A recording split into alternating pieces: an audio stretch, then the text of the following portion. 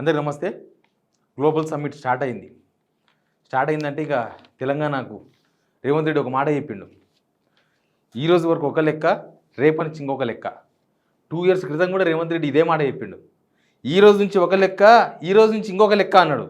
నిజంగానే అయింది. తెలంగాణ అంతకుముందు ఒక లెక్క, తర్వాత మొత్తం దివాలా లెక్క. మళ్ళీ ఇప్పుడు కూడా అదే మాట మాట్లాడితే కొంచెం జలకైంది. ఏంది అసలు ఇది? మళ్ళీ ఇంకా పోతామా లోపలికి అని. సరే, ఎనీవే గ్లోబల్ సమ్మిట్ కథ ఏంది అసలు? ఏం జరిగింది గ్లోబల్ సమ్మిట్లో? అదేందో వీళ్ళెవరు రాలేదు. పార్టీలకు సంబంధించిన వాళ్ళు, అన్ని రాష్ట్రాల ముఖ్యమంత్రులు ఎవరెవరిని పిలిచిర్రు, వాళ్ళు ఎవరు రాలేదు. కర్ణాటక డిప్యూటీ సీఎం మాత్రం వచ్చిపోయిండు. వాళ్ళ పార్టీ కాబట్టి తప్పనిసరి పరిస్థితులు అవి. రాహుల్ గాంధీ అయితే కనీసం నేను రాలేకపోతున్నాను లేక కూడా రాలేదు. మల్లికార్జున ఖర్గే నేను బిజీగా ఉన్నాను రాసిండు. సోనియా గాంధీ ఏదో అభినందిస్తూ ఏదో రాసినని చెప్పిరో లేక, ఇక మిగతా రాష్ట్రాల ఎవరు వెస్ట్ బెంగాల్ ముఖ్యమంత్రి నేను రాలేనని చెప్పేసింది. ఇంకా మిగతా వాళ్ళైతే సరిసప్పులు లేదు. ఎందుకు వస్తారు వాళ్ళు అది రాసిండ్రు. ఇంకా ఇక్కడ చూస్తేనేమో కిషన్ రెడ్డి అందరికన్నా ముందే పోయి కూర్చున్నాడా. అసలు భూములు ఎవరికి ఇస్తారు దీనిలో? 4th సిటీలో ఇదంతా ఉత్తదేనా? అంతకుముందు ఉత్తదే అని ఎందుకంటున్నా అంటే, దావోస్ పోయి లేకపోతే దక్షిణ కొరియా పోయి మనకు 2 సంవత్సరాలు మంచి టూర్ చేసిండ్రు. ఆ 2 టూర్లలో ఒకసారి 40,000 కోట్లు, ఒకసారి 1,70,000 కోట్ల రూపాయల పెట్టుబడి వచ్చిందన్నారు. ఒక్క కంపెనీ కూడా ఎస్టాబ్లిష్ చేయలేదు ఇంతవరకు. ఎంఓయూలు అని ఉత్తయ్య అని శ్రీధర్ బాబు చెప్తుండే ఆల్రెడీ. ఎంఓయూ అయితే 60% ఉత్తయ్యే ఉంటాయి, 40% వర్కౌట్ అవుతాయి. అవన్నీ ఆయన రూల్స్ చెప్తున్నాడు. సరే, అన్ని విషయాలు మాట్లాడదాం. కానీ అంతకన్నా విషయం ఏం తెలుసా? తెలంగాణలో చిన్న పిల్లల్ని జనరేషన్తో సంబంధం లేకుండా ఎవరైనా సరే తెలంగాణ ఎట్లా వచ్చిందంటే ఏం చెప్తారు? పోరాడితే వచ్చింది, పలా నాయకత్వంలో పోరాడినామని చెప్తారు. ఈయన మాత్రం సోనియా గాంధీ తర్వాత మన్మోహన్ సింగ్ నేతృత్వంలో తెలంగాణ తెచ్చుకున్నామని చెప్తున్నాడు ఆయన. అన్ని విషయాలు చూద్దాం. నాగార్జున మాట్లాడిండు, కిషన్ రెడ్డి కూడా మాట్లాడిండు, జనగణమన అధినాయక జై హే అని. అన్ని విషయాలు మాట్లాడదాం. అంతకన్నా ముందు సబ్స్క్రైబ్ చేసుకోవడం మాత్రం మర్చిపోవద్దు. ఫస్ట్ నేను దేంతో స్టార్ట్ చేయాలి? కిషన్ రెడ్డితోనే స్టార్ట్ చేస్తా. ఎందుకంటే ఇది ఈ వేడుక, ప్రభుత్వం చెప్తున్న ఈ వేడుక స్టార్ట్ కావడమే ఒక విచిత్రమైన వీడియోతో స్టార్ట్ అయింది. ఆ వీడియో మీకు చూపిస్తా. అంతకన్నా ముందు ఇది చూడండి ఒకసారి. ఎవరు కనిపిస్తుంది ఇక్కడ? కిషన్ రెడ్డి ఒక్కడే కనిపిస్తుండు. ఈయన నోబెల్ అవార్డు గ్రహీత కైలాష్ గారు. ఈయన రేవంత్ రెడ్డి కన్నా ఒక 15 నిమిషాల ముందే పోయిండు. రేవంత్ రెడ్డి అడిగి రీచ్ కాలే, ముఖ్యమంత్రి గారు డిప్యూటీ సీఎం వాళ్ళు ఎవరు రీచ్ కాలే ఇంకా. కానీ ఖాళీగా ఉన్నట్టున్నాడు. కిషన్ రెడ్డికి ఏం పని లేదనమాట. అంత ఖాళీగా ఉండే ఏం పని లేదు కదా. సెంట్రల్కి వెళ్ళి తెచ్చేది లేదు, ఇక్కడ ఖర్చు పెట్టేది లేదు, చూసేది లేదు. కాబట్టి చాలా ప్రశాంతంగా ఉన్నాడు. ఇంకా చూసి ఒక 10 నిమిషాలు కూర్చున్నాడు. కూర్చొని ఇక ఆయన్నే లేచిపోయాడు. ఇంకో పోతుండు. పోయి తర్వాత మళ్ళీ మెల్లగా వచ్చిందనమాట. తర్వాత అంతా అయిపోయిన తర్వాత మళ్ళీ అందరు వచ్చినాక వచ్చాడు. అందరికన్నా ముందే పోయిండంటే ఆలోచన చేయాలి. అంత మనం ఫ్రీగా ఉన్నామని అర్థం చేసుకోవాలి. తర్వాత ఏమైంది? Governor speech. గవర్నరే దీన్ని ప్రారంభోత్సవం. గవర్నర్ అయిపోయిన తర్వాత నెక్స్ట్ ఒక వీడియో రిలీజ్ చేసిండ్రు. ఆ వీడియో ఏందో ఒకసారి చూడండి. ఆ వీడియోనే ఏమంటారు, కంపరం పుట్టించే వీడియో అది నిజంగా చెప్పాలంటే.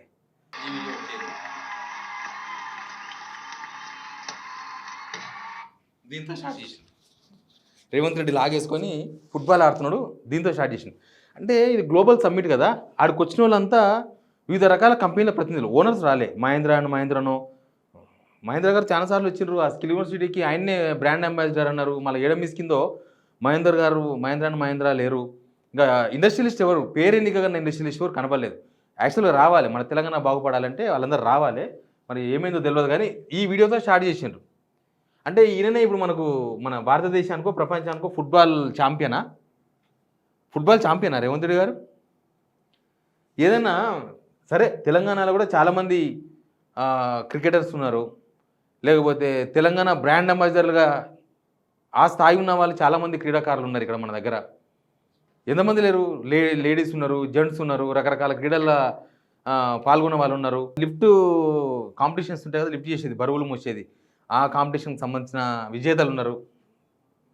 ప్రపంచ దేశాలతో పోటీపడి గెలిచిన వాళ్ళు క్రికెటర్స్ ఉన్నారు. తర్వాత కబడ్డీ వాళ్ళు ఉన్నారు, చెస్ ఆడి గెలిచిన వాళ్ళు ఉన్నారు. అట్లాంటి వాళ్ళు ఏమన్నా బ్రాండ్ అంబాసిడర్ పెట్టుకుంటే ఆడ వచ్చిన వాళ్ళకి అందరికీ అర్థమవుతుంది. వీళ్ళు విన్నర్స్, తెలంగాణ విన్నర్స్, వీళ్ళు తెలంగాణ అని అర్థమవుతుండేమో వాళ్ళకి.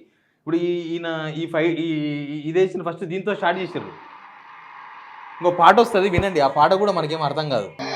Telangana rising, it's so shining. It's just amazing. The future is built. అవన్నీ కూడా గ్రాఫిక్సే, నిజాన్ని నమ్మకండి, అది ఒక్కడు కూడా నిజం కాదు. కనీసం ఎవరైనా తెలంగాణలో మస్తు మంది ఉన్నారు కదా, వాళ్ళతో వాడిచ్చినా లేకపోతే ప్రతిదానికి సినిమా వాళ్ళని పట్టుకొస్తారు కదా, కనీసం ఆ హిందీ ఇంగ్లీష్లో సింగింగ్ చేసే వాళ్ళని పట్టుకొచ్చి పాడించుకున్నా బాగుండేది. ఇంకా మన తెలంగాణలో ఉన్నారు ఇంగ్లీష్ తెలుగులో హిందీలో వాడుతూ ఉన్నారు కదా, రాహుల్ సిప్లిగంజో లేకపోతే ఇంకో రకరకాలు ఉన్నారు సినిమా వాళ్ళు. ఎవరినో ఒక పెద్ద గుంపు పెట్టి వాళ్ళు ఏం మాట్లాడుతుందో కూడా తెలియదు, రైజింగ్ తెలంగాణ వాడుతున్నారు. కొంచెం కొంచెం అర్థమైంది, ఆయనతో మాత్రమే మీకు చెప్పగలిగిన. ఇది ఇక్కడ జరిగిన ప్రోగ్రామ్, ఇది స్టార్టింగ్ ప్రోగ్రామ్. స్టార్టింగ్ అయిపోయిన తర్వాత వరల్డ్ సమ్మిట్ అంటే ఏంది, దేశ విదేశాల నుంచి జనమంతా వస్తారు, ఇండస్ట్రియలిస్ట్ వస్తారు, ఇక్కడ పెట్టుబడులు పెడతారు, ఏదో జరుగుతుంది అని సంథింగ్ వాళ్ళు చెప్పదలుచుకునేది ఏందో దీని ద్వారా చెప్తామంటున్నారు. కానీ ఈ భూములు ఎవరికి ఇస్తామంటున్నారు, ఒకటి రిలయన్స్ అంతేరా వాళ్ళకి ఏదో జూ పార్క్ టైపు వాళ్ళు ఏదో ఒకటి ఇస్తారంట, దానివల్ల ఎవరికి ఏం ఊరుతుందో మనకు తెలియదు. తర్వాత ఫిల్మ్ సిటీ పెడతారంట, దానిలో ఫిల్మ్ సిటీ ఆల్రెడీ ఒకటి ఉంది, రామోజీ ఫిల్మ్ సిటీ. దానివల్ల తెలంగాణ జనాలకు ఉరిగిందేందో తెలంగాణకు ఉరిగిందేందో తెలియదు. మొత్తం రాయితీలు ఇస్తారు వాళ్ళకు, అవి నయా పైసా రాదు, మంచి బిజినెస్ దందా చేసుకుంటారు. మళ్ళీ ఈడ కూడా సల్మాన్ ఖాన్, అజయ్ దేవగన్ వాళ్ళందరికీ ఫిల్మ్ సిటీ పెట్టుకోనికి, అంటే స్టూడియోలే ఫిల్మ్ సిటీ అంటే ఏమున్నది, ఎవరి వాళ్ళు స్టూడియో పెట్టుకొని మంచిగా షూటింగ్కి ఇంత అని, ఎవరైనా జూన్కి వస్తే వాళ్ళకి ఇంత అని. ఇప్పుడు ఎంత ఉంది ticket Ramoji film city? 1,500 rupees ఉంది నాకు తెలిసి, 1,500 రూపాయలు. తెలంగాణలో 95% ఎవరు పోయినోళ్ళే ఉండరు ఆడికి, నేను కూడా పోలేదు ఎప్పుడు, ఆ కాశ్ మనం భరించలేం. ఇప్పుడు నాగార్జున కూడా అన్నపూర్ణ స్టూడియో తీసుకుపోతారంట ఆడికి, ఆయన మాట్లాడు సార్ వినండి. అండ్ అన్నపూర్ణ కూడా మేము ఆల్రెడీ 50 years నుంచి తెలంగాణలో మేము బీన్ హియర్ ఫర్ 50 years, అది దాన్ని కూడా తీసుకొస్తాం ఇక్కడికి. అన్నపూర్ణ స్టూడియో కూడా ఆడికే పట్టుకొస్తారంట. ఇక్కడ ఆల్రెడీ అప్పట్లో అప్పనంగా దొబ్బేసి ల్యాండ్స్ను అన్నపూర్ణ ఎవరికి జాబులు ఇచ్చింది, దానివల్ల ఎవరికి ఉపాధి కలిగింది, ఎవరు బిజినెస్ మెన్స్ అయినరు, ఎవరు రకరకాల బిజినెస్ చేస్తున్నారు అందరికి తెలుసు కదా అన్నపూర్ణ స్టూడియోస్ వల్ల. ఇప్పుడు అక్కడ కూడా రైతుల దగ్గర నుంచి చీఫ్గా తీసుకున్న గవర్నమెంట్ భూమి, అది రైతుల దగ్గర నుంచి, అది గవర్నమెంట్ జాగా కాదు, జస్ట్ వాళ్ళకు 4 లక్షలు 5 లక్షలు ఎకరాకి ఇచ్చి వాళ్ళందరూ మా పానాలు పోతున్నాయి, మేము తనలాడుతున్నాం అని కోట్ల చుట్టూ పోతే కూడా వాళ్ళని మభ్యపెట్టి, కోర్టును కూడా మభ్యపెట్టి ఇక్కడ ఫిల్మ్ సిటీ కాదు మేము ఫార్మసిటీ పెడతామని చెప్పి ఫిల్మ్ సిటీ కోసం ఇప్పుడు ఫిల్మ్ సిటీకి ఇస్తారంట ఆ ల్యాండ్. దానికి అఖిలేని నాగార్జున లాంటి వాళ్ళు వచ్చి ఫిల్మ్ ఇండస్ట్రీ పెట్టుకొని ఇంకా కోట్ల రూపాయలు పెట్టి పెడతారంట. దీనివల్ల తెలంగాణ జనాలకు వచ్చేది ఏందో ఎవరికి అర్థం కాదు. ఇక ఎంఓయూలు అవన్నీ కూడా చాలా ఉన్నాయి. నేనేమంటే అసలు నిజంగానే ఇవి అయ్యే పనా పొయ్యే పనా, లేకపోతే ఉత్తగా జనాలను డైవర్షన్ చేసే ప్రయత్నంలో భాగంగా ఇదంతా తీసుకొచ్చిండ్రా ఏమో అర్థమైతే లేదు. ఇప్పుడు అన్నపూర్ణ స్టూడియో గురించి మాట్లాడితే జూబ్లీహిల్స్ ఏమైతే లేదు, మరి అట్లాంటిది ఈడ పెట్టుకొని ఏం చేస్తారు వీళ్ళు. నేను ఒక స్టోరీ కొద్దిగా చెప్తాను మీకు, ఎక్కువ బోర్ కొట్టకుండా. అది చెప్పిన తర్వాత రేవంత్ రెడ్డి ఏం మాట్లాడడం వినిపిస్తుంది. రేవంత్ రెడ్డి మాటలంటే మీకు ఇది 2004 రేవంత్ దావోస్ ట్రిప్పు, 40,232 కోట్లు పెట్టుబడులు వచ్చినాయి. చాలా కంపెనీలు, JSW, webworks, Tata technologies, BLRGO, ఈ కంపెనీలు వచ్చినట్టయితే మనకు తెలియదు. ఇక్కడ ఎస్టాబ్లిష్ చేయాలి కదా, మరి ఎప్పుడో 2024 అంటే ఇది 2026 దగ్గరకు వచ్చినాం 26కు.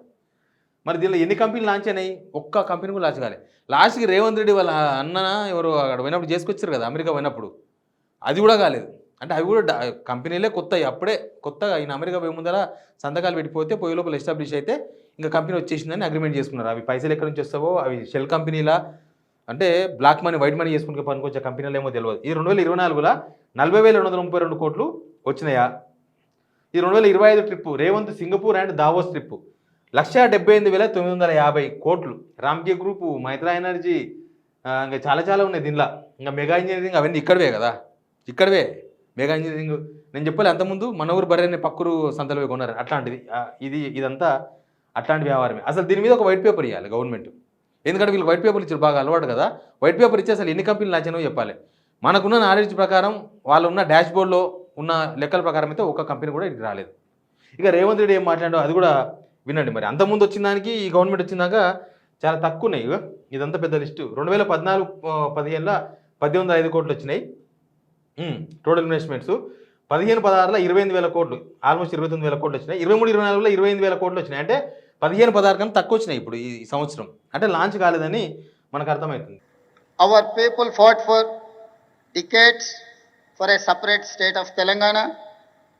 In 2014, under the leadership of Srimati Sonia Gandhi and Prime Minister of Dr. Manmohan Singh. ఏంటి అని చెప్పేది, తెలంగాణ సోనియా గాంధీ అప్పుడు ప్రైమ్ మినిస్టర్ మన్మోహన్ సింగ్ నేతృత్వంలో సాధించుకున్నామంట.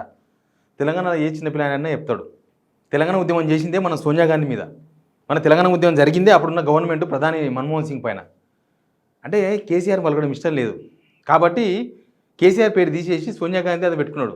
అంటే మనం ఫేక్ ఉండకూడదు కదా. ఇప్పుడు ప్రెస్ మీట్లు ఫేకే, కనీసం జాతీయ సదస్సు అదే కదా దాని అర్థం. జాతీయ సదస్సులో కూడా ఫేక్ మాట్లాడితే వీళ్ళంతా ఫేక్ ఉన్నారు అబ్బాయి అనుకోరా? ఎందుకంటే ప్రపంచానికి ఎంత తెలుసు తెలంగాణ మీద కాన్సన్ట్రేషన్ చేసిన వాళ్ళు, ఇండియాలో ఏమవుతుందో తెలుసుకున్న వాళ్ళు అందరికీ తెలుసు తెలంగాణ ఎట్లొచ్చిందో. సోనియా గాంధీ వల్ల తెలంగాణ వచ్చిందా? మరి సోనియా గాంధీ వల్ల తెలంగాణ వస్తే ఇప్పుడు చనిపోయిన వాళ్ళందరూ ఎందుకు సోనియా గాంధీ తెలంగాణ ఇస్తుంటే వద్దని చనిపోయినరా అమరవీరులంతా? మన్మోహన్ సింగ్ తెలంగాణ ఇస్తా అంటే వద్దు, మీ తెలంగాణ ఇవ్వద్దని చెప్పి ఇక్కడ ఉద్యమాలు చేసిండ్రా? వాళ్ళ నాయకత్వంలో తెలంగాణ వచ్చిందని చెప్తుండు. ఇది ఫేక్ ముచ్చట్లు చెప్పేతోళ్ళని ఫేక్ అంటారు. ఫేక్ అయినప్పుడు వచ్చేతోళ్ళు కూడా ఫేకే ఉంటారు, అగ్రిమెంట్ కూడా ఫేకే ఉంటాయి, ఎంఓయూలు. ఇక ఇది ఒకటే కాదు, అంటే దీంతోన ఇదంతా ఫేక్ వ్యవహారం తేలిపోయింది. 2034 1 ట్రిలియన్ ఎకానమీ చేస్తారంట తెలంగాణ, 2047 వరకు 3 ట్రిలియన్ చేస్తారంట. అసలు పాపం ఈడ రిటైర్డ్ అయిన ఉద్యోగులకు పెన్షన్లు ఇచ్చే పరిస్థితి లేదు, ప్రభుత్వ ఉద్యోగులకు జీతాలు ఇచ్చే పరిస్థితి లేదు, పెన్షనర్లకు పెన్షన్ ఇచ్చి మామూలుగా ముసలోళ్ళకు 4,000 రూపాయలు పెన్షన్ చేసే గతి లేదు. హాస్టల్స్లో పాపం వంట వండేతోళ్ళు 5-6 నెలలకి అప్పులు తీసుకొచ్చి వంటలు చేస్తున్నారు, పైసలు ఇచ్చే దిక్కు లేదు. ఇంక ఇట్లా పోతే అవుట్సోర్సింగ్ వాళ్ళకు ఒక్కొక్క డిపార్ట్మెంట్లో 4-5 నెలలకి జీతాలు లేవు. హోమ్ గార్డ్స్కి ఎప్పుడో జీతాలు వస్తున్నాయి. చెప్పేదానికి చేసేదానికి ఎవడో కుండల వండుకుంటా, నేను వచ్చేసారి ఖచ్చితంగా వచ్చే సంవత్సరం బంగారు గిన్నెలో వండుకుంటా అని చెప్పిండట. మనం కుండలనే వండుకుందాం మంచిదే, కానీ ఈయన చెప్పేటివన్నీ అట్లనే ముచ్చట్లు. ఇప్పుడు ఏం లేవు, 2037 లేకపోతే 34 లేకపోతే 2040 చూసుకుందామని చెప్తున్న స్టోరీ. ఇది ఈ రోజుకు ఈ వ్యవహారం, ఈ భారత్ సమ్మిట్, వీళ్ళ summit. Please subscribe signal TV.